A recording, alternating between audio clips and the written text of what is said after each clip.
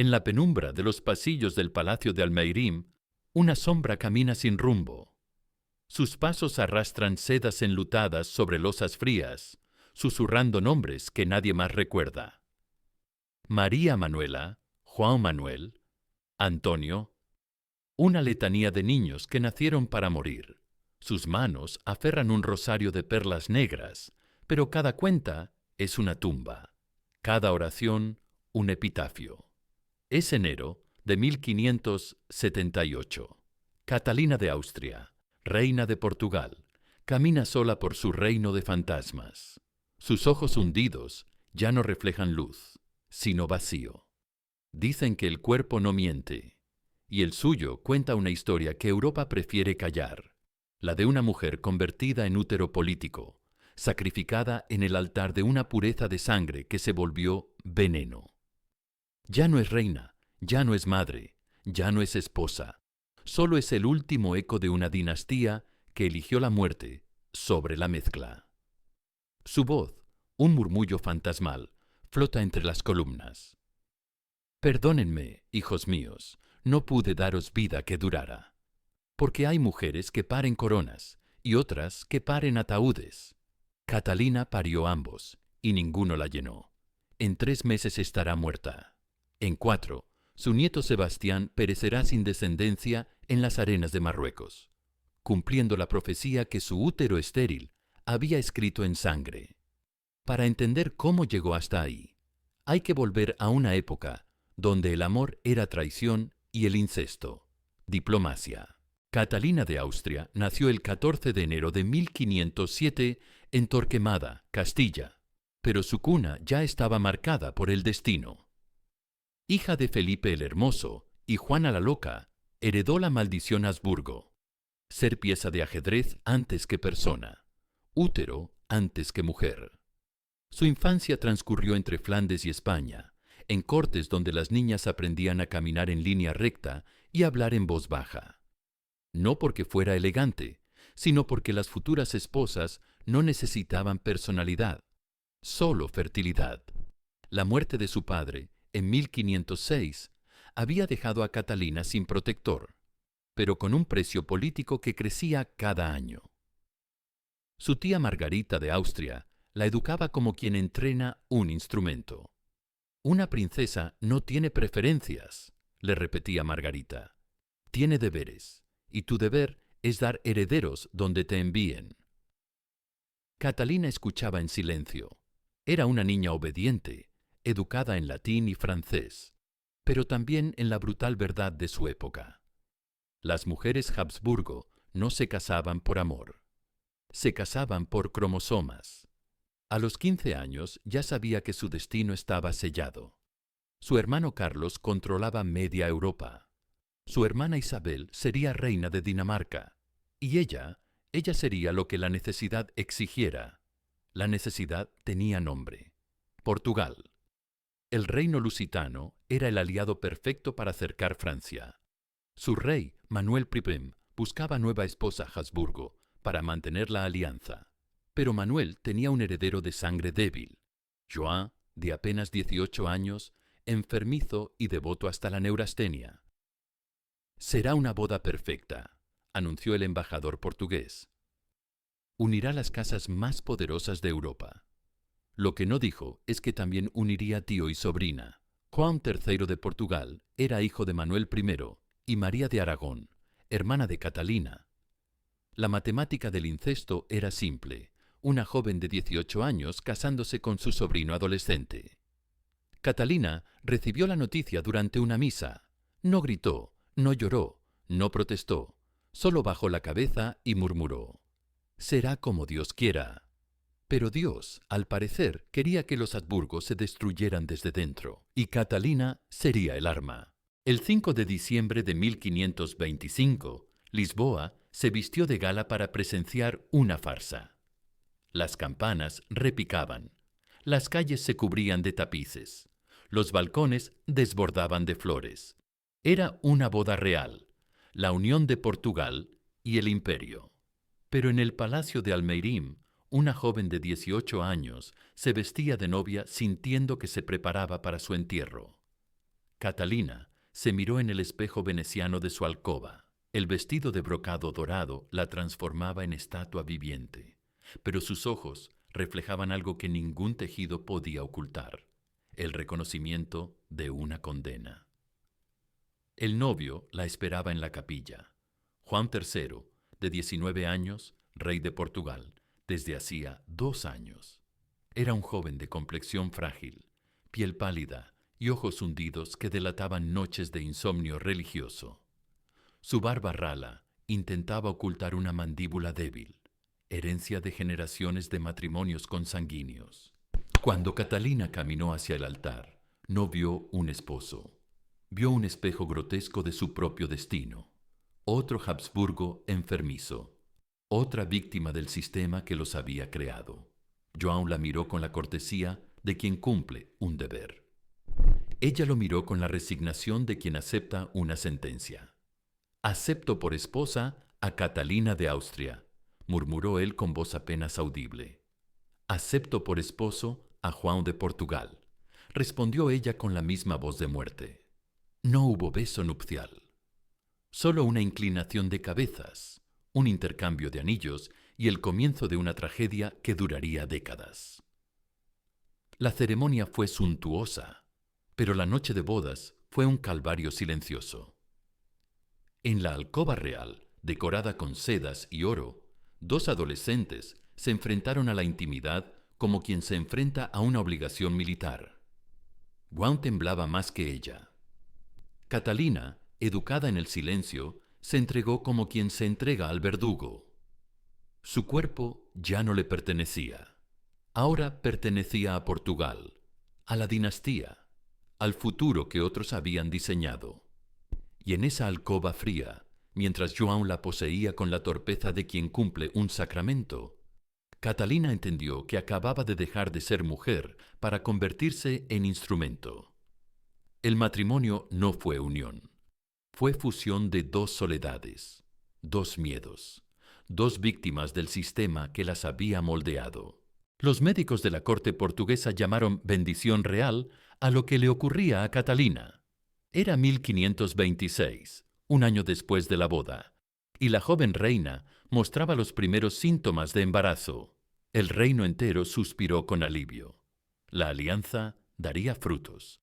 Pero Catalina, mientras vomitaba en la intimidad de su alcoba, intuía que lo que crecía en su vientre no era bendición, sino maldición hereditaria. Su embarazo transcurrió entre rezos y temores. En las noches húmedas de Lisboa, Catalina se tocaba el vientre hinchado y susurraba oraciones que sonaban más a lamentos que a súplicas. El 8 de febrero de 1527 nació María Manuela. Durante 3 días, Portugal tuvo una infanta. Al cuarto amanecer, la niña amaneció fría en su cuna dorada. Nadie supo explicar la muerte. Los médicos hablaron de humores malignos, aire corrupto, designios divinos. Catalina no preguntó, solo pidió que le trajesen el pequeño cadáver para sostenerlo una última vez. Lo que vio la horrorizó. La niña tenía los ojos demasiado juntos, la cabeza ligeramente deformada, las extremidades asimétricas. «Fue la voluntad de Dios», murmuró João mientras observaba el ataúd diminuto. Catalina no respondió, pero esa noche escribió en su diario personal: «No fue Dios, fuimos nosotros, y será nuestro castigo». No se equivocaba.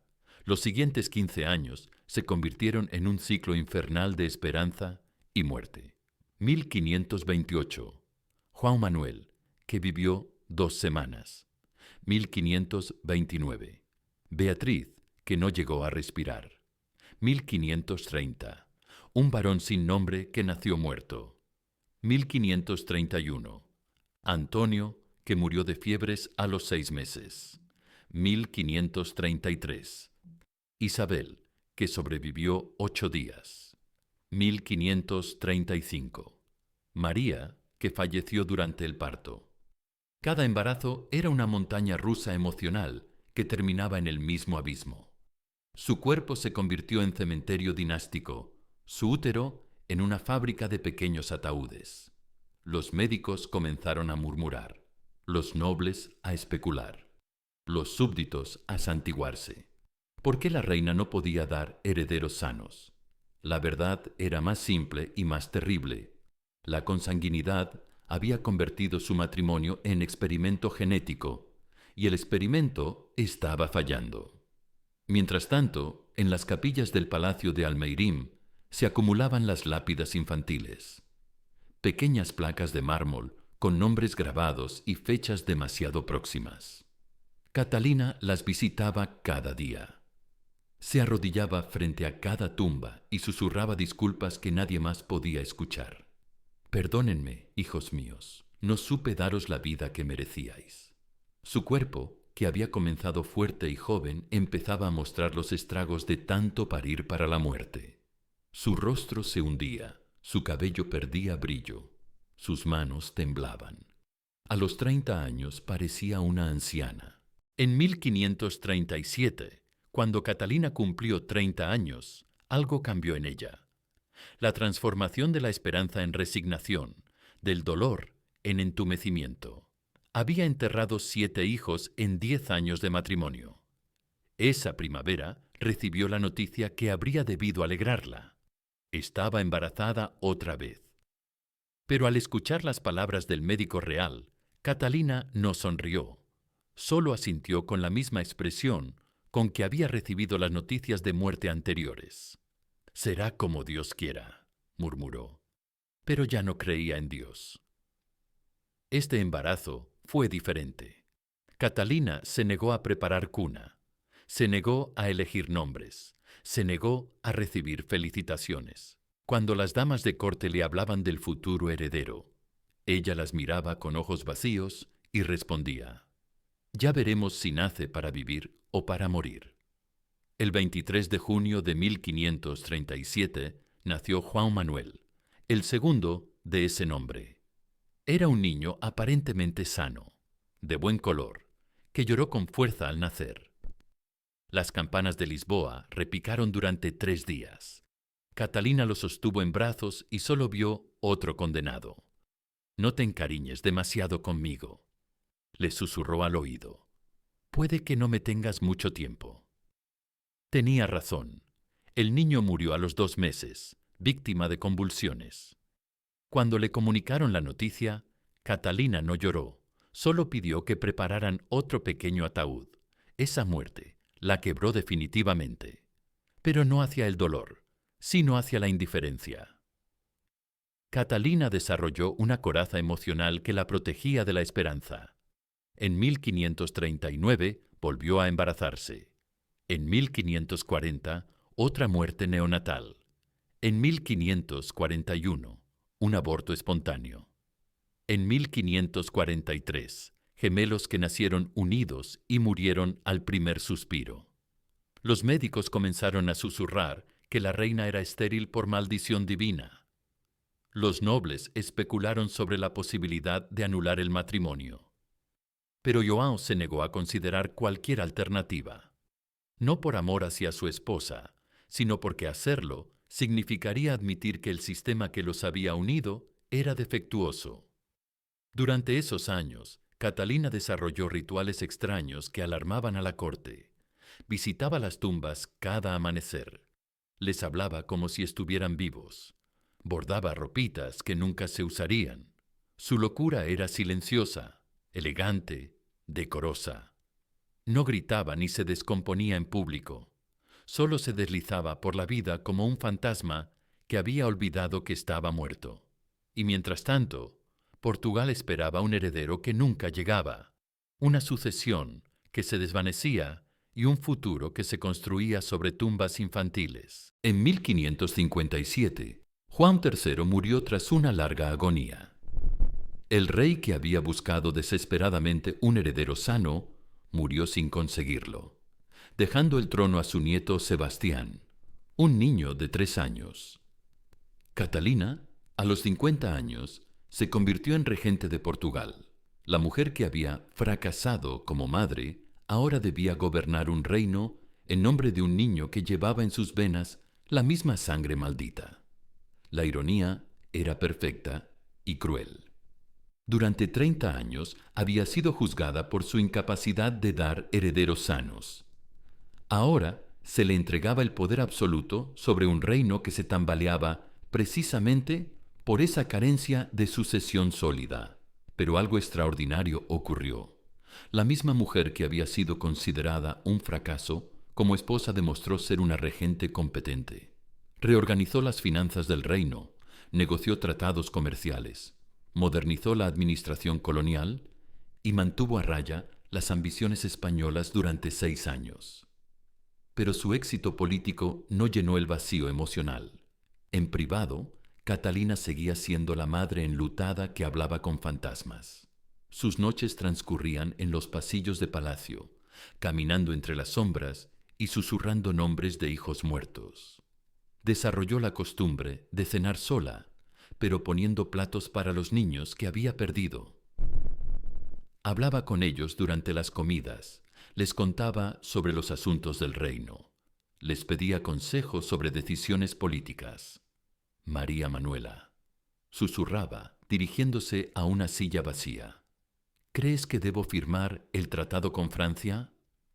Esperaba respuesta en el silencio. A veces asentía como si hubiera escuchado algo. Sus decisiones políticas comenzaron a estar influenciadas por conversaciones con muertos, y sin embargo, sus políticas siguieron siendo acertadas. En 1563 entregó la regencia a Sebastián, que cumplía 16 años. El joven rey era hermoso, piadoso, valiente y completamente imprudente. Llevaba en su rostro la marca Habsburgo, la mandíbula pronunciada, los ojos hundidos, la palidez enfermiza. Catalina lo miró el día de su coronación y vio en él al último eslabón de una cadena maldita. «Será un buen rey», murmuró durante la ceremonia, «pero será el último». Añadió en voz tan baja que sólo ella misma se escuchó. Tras dejar la regencia, Catalina se retiró al convento de los Jerónimos en Belém. No tomó los hábitos, pero vivió como una monja secular, dedicando sus últimos años a la oración, la caridad y las conversaciones con los fantasmas que la habían acompañado durante décadas. Los últimos años de Catalina transcurrieron en una extraña paz. En el convento de Belém, rodeada de monjes que respetaban su silencio, finalmente pudo vivir sin el peso de las expectativas dinásticas. Ya no tenía que embarazarse, ya no tenía que parir, ya no tenía que enterrar esperanzas. Pero su retiro no significó olvido del mundo. A través de cartas y visitantes, seguía los acontecimientos de Portugal y Europa. Cada noticia le confirmaba que la obsesión por la pureza, de sangre, de fe, de linaje, seguía envenenando Europa. En 1574 recibió la noticia que había estado esperando. Sebastián planeaba una cruzada en Marruecos. El joven rey, obsesionado con la gloria militar y la expansión de la fe cristiana, quería liderar personalmente una expedición contra los musulmanes del norte de África. Catalina pidió audiencia inmediata. A los 67 años, enferma y frágil, viajó desde Belém hasta Lisboa para intentar disuadir a su nieto de lo que consideraba un suicidio decorado de heroísmo. «No vayáis a Marruecos», le suplicó durante su última conversación. «Portugal os necesita vivo, no mártir». Sebastián, hermoso y terco como todos los Habsburgo, rechazó su consejo. «Dios me llama a expandir su reino, abuela. No puedo desobedecerle». Catalina lo miró con la tristeza de quien ha visto demasiadas muertes anunciadas. «No es Dios quien os llama, nieto mío. Es el orgullo, y el orgullo mata más reyes que las batallas». Sebastián partió hacia Marruecos en junio de 1578. Catalina regresó a Belém sabiendo que no volvería a verlo vivo. El 4 de agosto de 1578, en la batalla de Alcázar-Quibir, Sebastián murió tal como Catalina había profetizado, sin herederos, sin sucesión, sin futuro. Con él murió la independencia de Portugal, que pasó a manos de Felipe II de España. Catalina recibió la noticia mientras rezaba en la capilla del convento. No lloró, no gritó, no se descompuso, solo murmuró: «Ya está, se acabó». Había tardado 70 años en entender que su función no había sido perpetuar la dinastía, sino presenciar su extinción. Murió el 12 de febrero de 1578, 3 meses antes de la muerte de Sebastián. Como si hubiera esperado hasta estar segura de que su profecía se cumpliría, pero no hubiera querido presenciar el final. Sus últimas palabras fueron dirigidas al aire. «Podéis venir ya, hijos míos, ya no hay reino que gobernar». Fue enterrada en la cripta del convento, en una tumba sencilla que no mencionaba títulos reales. Solo su nombre, sus fechas y una inscripción que ella había dictado años antes: Catalina de Austria, madre de muchos, reina de ninguno. Así murió Catalina de Austria, la mujer que se casó con su sobrino para salvar un imperio, y terminó enterrando a todos sus hijos, mientras Portugal se desmoronaba a sus pies. No fue víctima del destino, fue víctima de un sistema que convirtió a las mujeres en vientres políticos y a los hombres en sementales dinásticos. Su historia no es la de una madre infértil, sino la de una mujer sacrificada en el altar de una pureza que se volvió veneno. Cada hijo que perdió fue una acusación contra el sistema que la usó como instrumento. Su cuerpo no le pertenecía. Pertenecía a la dinastía, al reino, al futuro que otros diseñaron. Hoy, más de 4 siglos después, su tumba sigue en el convento de Belém. Los turistas pasan junto a ella sin saber quién fue la mujer que allí reposa. No hay estatuas que la conmemoren, no hay calles que lleven su nombre. Como tantas mujeres de la historia, Catalina fue borrada del relato oficial porque su vida incomodaba a los narradores del poder. Pero su silencio sigue gritando. En cada matrimonio forzado, en cada mujer reducida a su función reproductiva, en cada sistema que convierte personas en instrumentos, resuena el eco de su tragedia. Porque hay mujeres que nacen para ser libres y otras que nacen para ser sacrificadas. Esta es la historia de Catalina de Austria. No fue la reina que no pudo dar herederos, fue la mujer que se negó a perpetuar un sistema que la destruía. Su esterilidad no fue su fracaso, fue su venganza silenciosa contra una dinastía que la había convertido en sepultura viviente. Y si esta historia te estremece, es porque aún hoy, en otros ámbitos y otras formas, seguimos convirtiendo personas en instrumentos. Seguimos sacrificando individuos en altares colectivos. Seguimos confundiendo pureza con perfección y tradición con sabiduría. La tumba de Catalina no tiene epitafio glorioso, pero tiene una lección que atraviesa los siglos. Cuando un sistema devora a sus mujeres, ese sistema está devorándose a sí mismo. Y tarde o temprano se quedará sin nada que consumir, excepto su propia destrucción.